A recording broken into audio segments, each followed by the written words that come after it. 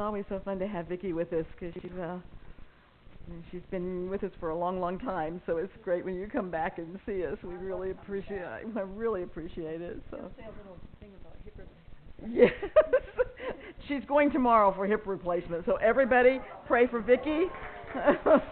So, yeah, yeah, I know that. Well, good morning. Our theme this month is living a life that matters, and we've been exploring that idea all month, that we are more than what we experience with our senses, that we are also enmeshed in what is this transcendent, what we call that part of us is spiritual, and that part of us is just as important as those things that we can see, taste, and touch. And that part of us that we call spiritual, that we call linked with God, the God in expression, we touch that part of us when we follow our intuition. Something tells us. What tells us? You know, when the phone rings and it's someone we've just been thinking of, what does that? You know? When we are lost in a project, we wake up and the sun's going down and we started it in the morning, you know?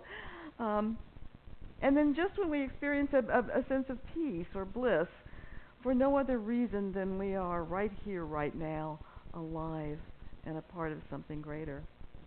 We feel that part of us when we feel connected to things. You know, I feel it. I love the night sky when it's moonless and the stars are so big, and I can go outside and I can feel so connected to something that's greater than I am. I feel it when I hold my cat. You know? And I feel it in meditation when I take that prayer list and I pray for everyone who's on it. There's a connection that I know that the words that I speak, the love that I share, what I'm claiming for that person is accepting at that exact same time. I feel that.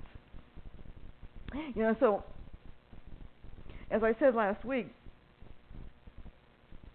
I believe that to live a life that matters, our outer accomplishments should be balanced by the inner work that we do, so that we are as familiar with the inside of us as we are with the world around us. So my topic this morning to speak to that is out beyond ideas, and it comes from Sufi poet and mystic Jalaluddin Rumi. Out beyond ideas of right doing and wrongdoing, there is a field. I will meet you there. When the soul lies down in that grass, the world is too full to talk about. Ideas, language, even the phrase each other doesn't make any sense. So Rumi is also talking about how we walk within these two worlds. On the earth, as a human being, we are in the world of ideas, of right doing and wrongdoing. We are in the world of duality, the world of discernment, the world of judgment. And yet, beyond this appearance and experience of duality, there is a place where we meet in oneness and connection. There's a place where our individuality melts into universality. And in those moments of awareness where we can feel this unity, there is a world that is full and rich and amazingly beautiful. And Rumi tells us that there are no words to define it. Ideas, language, even the phrase each other doesn't make any sense. Dr. Michael Beckwith, in his book Spiritual Liberation, calls this walking the razor's edge. He says, during our earthly sojourn, we walk the razor's edge between our mortality and our immortality. Mortality screams at us, please don't blow this incarnation. You have a very precious, sweet lifetime, so invite love, affluence, joy, and creativity to pour forth through you. And simultaneously, the voice of immortality encourages us to use your inner knowing that you are an eternal being to keep you free from ignorance, greed, and fear. walking the razor's edge of don't blow this incarnation and you are an eternal being. We bounce back and forth as we learn to join heaven and earth without sacrificing one for the other. As you spiritually mature, you make peace with the temporariness, yet preciousness of your earthly incarnation with the fact that you are here to bring eternity into time. I just love that. I love the idea of bringing eternity into time. And I believe that this is our biggest lesson, and maybe our only one, to know that we are God in expression, that we are unique and wonderful, while at the same time we are part of something that has no limits. We are here to bring eternity into time. And I believe this is our most important lesson because once learned and embodied, it becomes the prime mover for our life. We step into a power and authenticity that is not dependent upon others or upon circumstances. We transcend the ego, which invites us to live in fear, and we learn to trust our higher self, which is our connection to the peace that passes all understanding. The ego world is filled with judgment, fear, failures, anger, hatred, lack, and limitation. And that's because the ego, in an attempt to protect us and itself, sets up a me against them paradigm, where the only way for me to be safe is for you to do what I want. And because you don't do what I want, my ego tells me that I am threatened, I am not safe, I am unhappy, I am scared of you, and I begin to feel powerless because I cannot control you or the circumstances in which you and I connect. On the other hand, when we sense that we are part of that which is eternal, that on the external we are the wave, yet internally we are the ocean, while we may have this little crust around us that we call a body, we experience our oneness. So we're walking that time between time and eternity. The me against them paradigm that the ego sees as safety is uprooted in this sense of oneness. In its place, the new paradigm as me as them takes its place. Or as the Course in Miracles says, there's only one of us here. The new paradigm replaces the need to protect ourselves against the world with the understanding that the world is the expression of God's love, and so is each and every individual within it.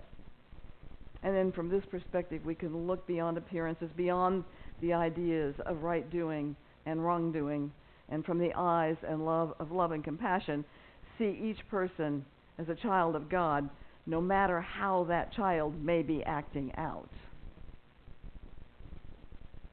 And we see that we're all connected, so as Rumi says, the phrase each other doesn't make any sense. So you and I have a choice at every moment. We have a choice to live in fear with all of the hurts that fear brings, or we can choose to live in love, which brings us peace and joy. And we're choosing between those choices every single moment, really. So it makes sense, in order to live a life that matters, that we choose to see God everywhere, looking through that fog of everyday circumstances to discern the holiness that shines at the heart of all of it. I think there's some ways that we can retrain our thinking in order to be in that field that Rumi talks about, beyond ideas, beyond judgment, so that we can live a life that matters.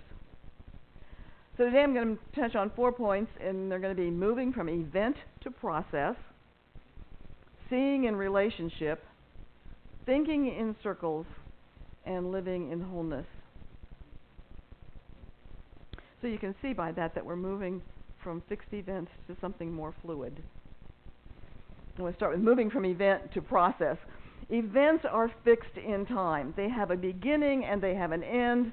And when we are only event-oriented, we open ourselves to disappointment. Events can be judged. Events can be goals that we do not reach, or that if reached are not fulfilling. Processes, on the other hand, have no beginning or end. In the journey, it is the journey that we take to get to the goal. That's what's important. The Yaqui shaman Don Juan told Carlos Castaneda, there is no destination, there is only the path. Just be sure that your path has a heart. Miguel de Cervantes tells us the road is more important than the inn. Author Ursula Le Guin says, it is good to have an end to journey toward, but it is the journey that matters in the end. And my mentor, Dr. Arthur Chang, in The New Positive Spirituality, says the goal is not the goal, but the universe's enticement for you to be what you are. It is not what you get, but who you become in the getting that matters. Years and years and years ago, I began working at Founders Church in Los Angeles as a second grade Sunday school teacher.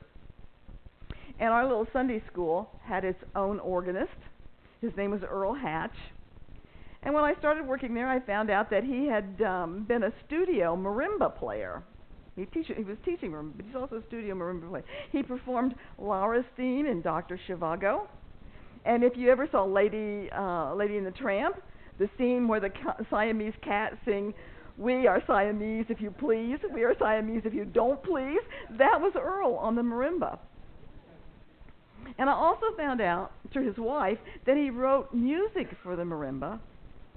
And since the Japanese people loved the music and loved the instrument of the marimba, he became very famous in Japan.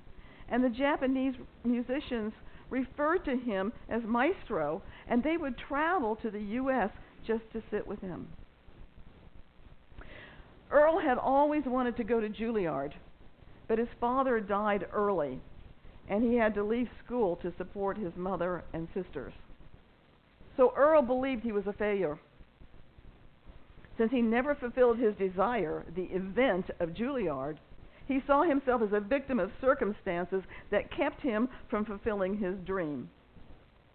Had he seen his life in process, perhaps he would have seen just how successful he was. He influenced a whole country. He gave us music that continues to live in the films as we see them on Netflix or whatever. And in our Sunday school, he was our very own music man. So living from process rather than event virtually eliminates victimhood. According to the dictionary, a victim is one that is subjected to oppression, hardship, or mistreatment, or one that is tricked or duped. Arthur Chang says, as likely as it is that everyone has been victimized at some time in life, becoming a victim is something we do to ourselves.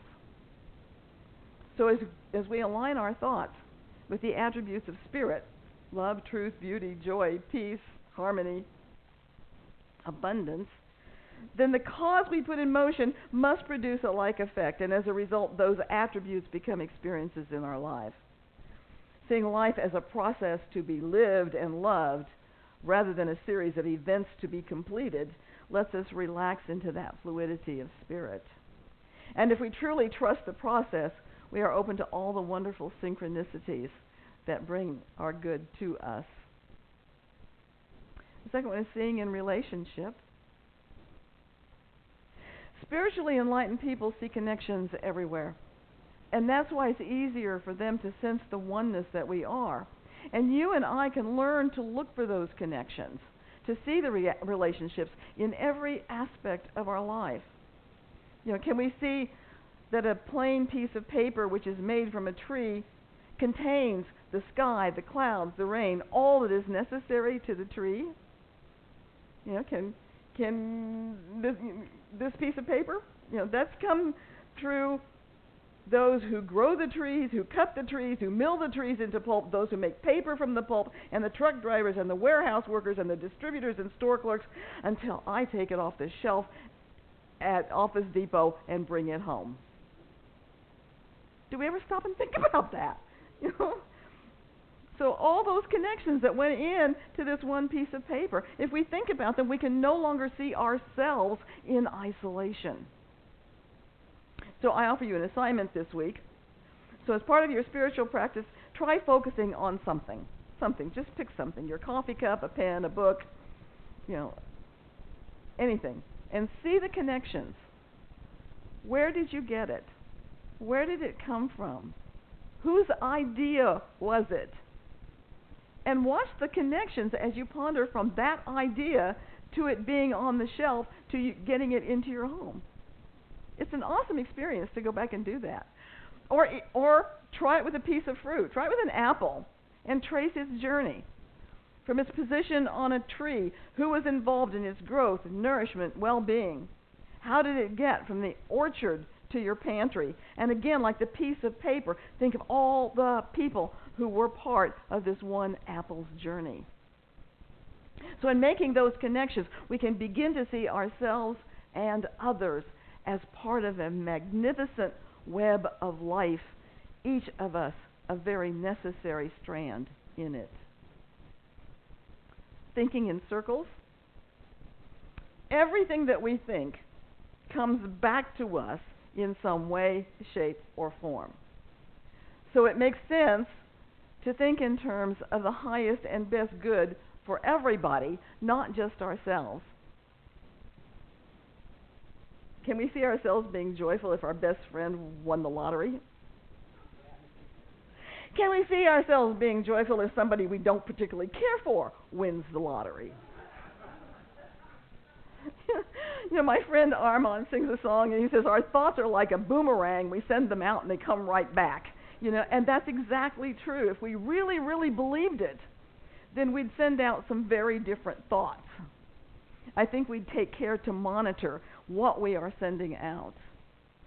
If we're judging someone else, if we are unforgiving of another, if we are angry with somebody else, then that is the exact point where we are withholding love and peace from ourselves. And the same is true if those negative feelings are directed at ourselves. We cannot find peace and love while we are hitting ourselves over the head for some mistake we made, for some fault we think we have. The law of cause and effect says that what we put out in mind will return to us with mathematical precision. So like the laws of nature, the law of cause and effect is no respecter of persons. It will not suspend just because we're very nice people, any more than the law of gravity would suspend for a saint but not a sinner. So the only way that you and I can receive love, peace, joy, harmony, abundance is to give it out both in thought and in deed. The law of cause and effect can only give us what we give to it. And it will respond positive to our positive thoughts and negatively to our negative ones.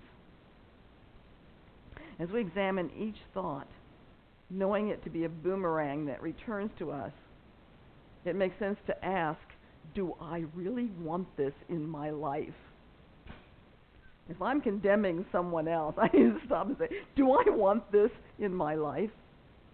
And if I don't, then to make a conscious choice to replace it with a thought that I do want in my life.